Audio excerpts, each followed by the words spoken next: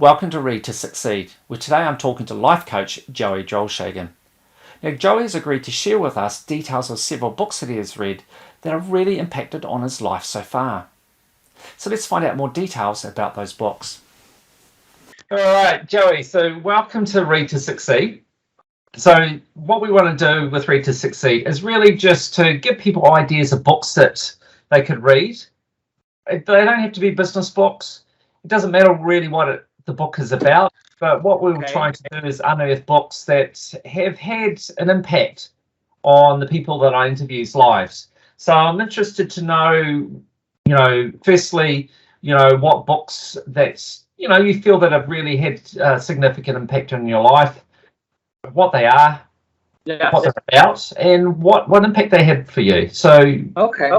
go for it. All right, great. It's great to be here with you, Bob. Always enjoyable talking with you. And so for my first selection, I have a whole slew, like a whole library of books that I've built over, the time of my life and stuff. And there's so many great books and so many things I get. I'm the kind of guy that I used to buy a book and then it would be worn out because I would open it so much, I'd underline, I'd write in it and things like that. And now what I've learned to do is there's some books that I have multiple copies. I have one that's kind of like my working edition, and then another one I keep so I can just kind of hold it and smell it and thumb through it. But this is one of mine. It's The Untethered Soul, The Journey Beyond Yourself by Michael Singer. Okay. This is such a great, I got so much out of this book. And I'll tell you, I was probably in my late 30s, and I picked this up. It was actually given to me. Somebody recommended it. I think it was on Oprah or something like that. They had talked about it or something. And they gave it to me, and I opened it. And what this book taught me that the purpose of our mind is to help us solve complex problems. Makes sense, right? Yeah. That is not how my mind had worked up to that point. My mind ran my life. If I had a fear thought, I took off in that direction and I tried to overcome that, and I tried to do what I had to do. If I had anxiety, I would do that. If I felt frustrated, I would follow that. And my mind was really my GPS. My mind ran my life. And so the more I got into this book and understood that, he talks tools and principles in here on how to shut the mind down.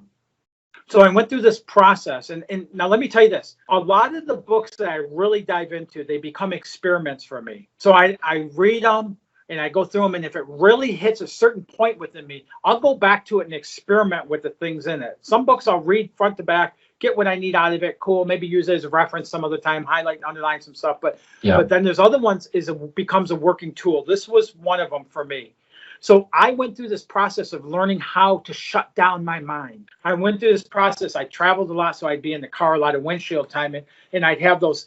You've had them. We've all had them. Where you have that ping pong game going back and forth, and you're not even a part of it. You're just watching it happen. I learned how to shut that down. And once I learned how to shut that down, there's that moment of pause in there. And then I learned what to do with that moment of pause. And then later on, I learned how to bring the mindset back in, but to bring it in as me being the master, not the mind. Right. Start using the mind. All of a sudden, I could start using it to help me figure out complex problems I was having. I could help use it for me to bring up options for things I could do. I could help use it to tap in with deeper into my creativity. I could help use it within my 6 mental faculties and tying it in with those. And it was like a huge tool in that, to the point of I wouldn't be able to do what I'm doing today the way I'm doing it without understanding that. So whenever I talk about mindset, it's that, but it comes back to this was such a huge book for me in that. Yes. Wow. So that's my first choice. Okay, so just before we get on to the second one, Joey, tell me, so from what I'm hearing, I'm guessing you're quite a reader. You read quite a bit, do you? You know what? I don't ever see myself that way. I do. There's times I'll have 3-4 books going at a time, and I'll do that, and kind of hop around, but then all of a sudden one will grab me, and it's like, okay, I'll let the other one sit for a while, and I'll go back into that one there and stuff. So, but I don't think, I don't know whether I don't judge that. So I just, part of what I do, I'm interested in learning and growing and expanding and understanding. And in terms of the books that you read, are they always for self-development, or do you read like fiction? Do you read historical books? It's funny is I work with coaches. Like I typically have a coach. I'm working with one right now. I finished working with one a little while ago, and Yeah, part of the reason I do that is because they say the best coaches work with coaches, right? So yeah, I do that. So I've had coaches that have told me, put down your self-development books and pick up a Tom Clancy novel, or pick up some, that you need to. So I'm the more mature I get, I guess. Which, I have a 25-year-old son that says he's more mature than I am, Paul. But the more mature I get, the more I start bringing more of a balance in there. So yes, today I look at things. I just bought a book the other day. It's all on all of the national parks, and it's got information on each one of them in there. And I love learning that stuff. yeah, So yeah, I kind of diversify somewhat. yeah. Right. So tell me about your second book. What's your second book that you? Okay, my second book I'm bringing up, it's because I'm the author. It's called Life's Lessons. and And what's that about? and I'll tell you, first off, I mean, I know I'm the author. I don't mean arrogance in that or anything, but the reason I love this book is I'll still go back to it and read parts of it, because it was about my path in my life. And it was about how in the darkest hours of my life, when I started asking, why did this happen? Like, why is this happening? Like, from that victimhood place, why does this always happen to me? How Hmm. many people ask that question? All right. Hmm. So once I went through, I had gone through an era of my life in my 20s, where I was married at the time, and my wife and I had two babies that were born at 24 and 26 weeks. One of them lived for a couple hours on all this equipment and passed away, and then the other one was born that way. And then when my son was born, and then we experienced that even two more times after that. Wow. And in those times, it was like, man, why is this happening? Why is this? And then later on, a divorce, and the upsets that we experienced. And I got to a point almost as close as I have ever been to suicide, to be honest with you. Hmm. And I got to a point of asking, why is this happening over and over and over again? And I Yeah. went, and it was a longer drawn out process that I'll bring up here. But ultimately, what I came up with is, when I stopped looking at life happening to me, when I stopped looking at it as a victim, when Yeah. I started looking at life happens for me and not to me. And then I would take these things and I go, okay, but I can't get further than that, because if life happened for me, these things wouldn't have happened. And I'd get there, right? So then I got to spark of the point that I had to take the judgment out of it. I had to look at the things that happened, and it was freaking hard. I had to look at the things Right. that happened. They're not good or bad. They're not right or wrong. They're not fair. They're just what happened. Now, if life happens to me, or if life happens for me and not to me, and I take the judgment out of what's going on, why is this happening for me? And all of a sudden, Paul, I could start seeing all these lessons showing up in my life. I could start seeing how I said earlier, why does this always happen to me? Right? Once I started learning the lesson of what that always kept bringing, all of a Yeah. sudden it never happened again. All of a sudden it would bring me to a new level. All of a sudden there would be some growth and expansion in my life happening from that. All of this book started when I started. At one point, I was so miserable. I was trying to figure out something to do. And at one point, I figured out every night I'm just going to write what happened for me today. Right. And I tried, it started out positive, but then this other stuff would start coming into it. And the stuff from the past that was negative would come into it and things like that. And ultimately, that's what I love about this book. It's about the things that happen to us. Our life, the reality of our life is make believe. Our whole life, everything about our life is make believe, because it's all based. The reality of our life is based on the perceptions that we hold. When I took this information, when I lived this before I ever put pen to ink, Yeah. this started bringing a different perception. I could start seeing how those things, what they were teaching me. You and I talked before, and I talked about being a people pleaser for a lot of years. I never knew that. I always thought I was the nicest guy in the world. I was the guy people say, "Oh, Joe, give you a shirt off his back," and I always took pride in that. Yeah. I never realized the self-damage that's in there, the people-pleasing, the aspect of manipulation about be who you want me to be so I can get out of you what I want to get out of you. I never knew that aspect of it. Through this process opened up that door. So when I say this, like I get a lot of reviews, a lot of compliments, things like this on this when I do book signings and stuff. But for me personally, it was my path opener into living how I live today. So it's very therapeutic for you to write that book. It was therapeutic. It was growth and expansion as much as therapeutic. Yeah, and it's interesting because I was talking to someone else who wrote a book too and referred to the fact that they often read their own book again and get things out of it. Do you kind of feel the same way? It kind of like by reading your own book, it just brings things back to the forefront of your mind, possibly. Every once in a great while, I'll do that.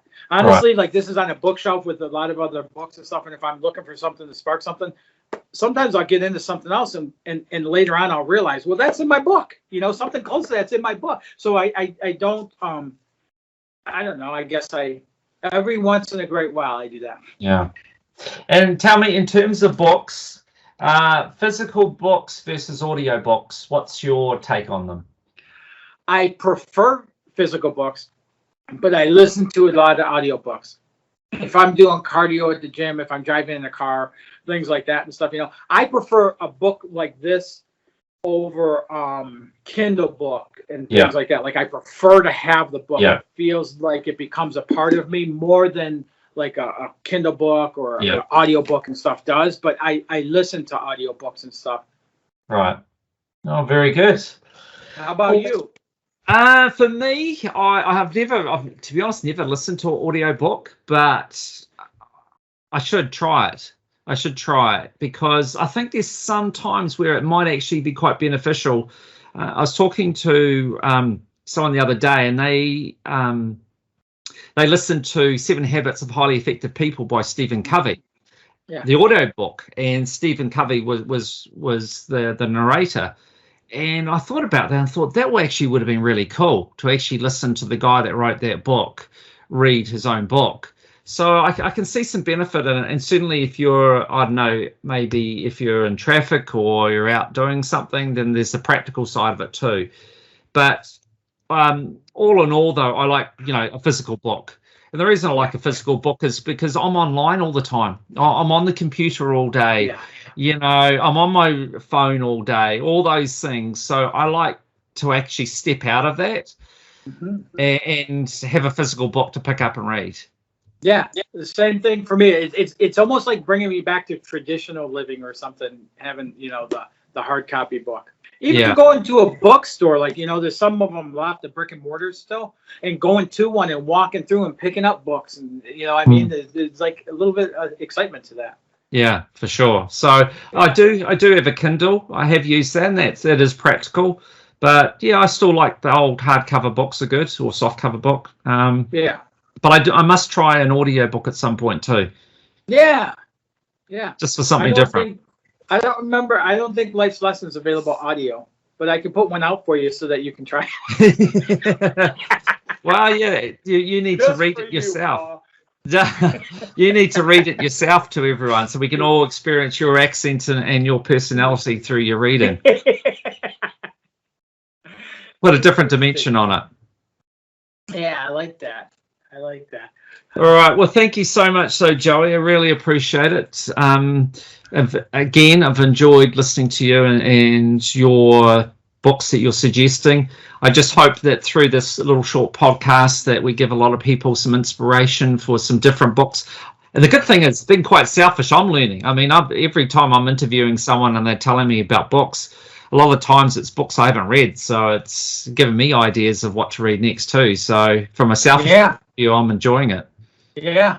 Selfish in a healthy way too. Yeah, so it's great. Good for you. Yeah, because if we're not getting something out of it, what's the use? But I always enjoy talking to you. You're just this bright light, this beacon. And I, for one, am grateful for what you do. Well, it's just I'm early on this journey, Joey, but I'm just enjoying it. I'm not doing it with any grand purpose other than hopefully I learn something through it.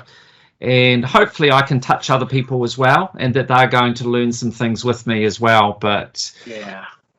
we'll see where the journey takes me. But I'm enjoying it, and that's the most important. But I just treasure the fact that I'm getting to meet people like you that and otherwise I would never get to meet. I feel that much richer for the experience, talking to all these different people. I think it's fantastic. So the world's coming closer together, isn't it, through technology? Yes, it is. Yes, it is. Yeah, as do I. This is an honor and a privilege on my behalf. Oh, likewise. To speak with you, Paul. So thank you. Thank you very much, Joey. So you take care, and we'll stay in touch. And thank you for contributing to Read to Succeed. All right. Thanks. All right. Thank you.